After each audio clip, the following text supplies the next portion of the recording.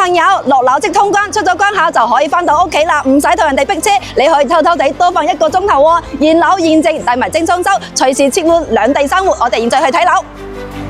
Hello， 各位朋友，住喺港珠澳大橋龍頭嘅位置係咩 feel 呢？嚟一齊感受下。樓下80米嘅位置呢，就係我哋嘅港珠澳大橋啦。呢條世界矚目、世界級工程，加埋呢個無邊際嘅海景，咁樣嘅黐景封面唔係個個樓盤都有噶。咁樣嘅係永久性嘅景觀嚟噶啦。喺呢度呢，一步通3城，生活配套都非常之方便。樓下衣食住行幾條街。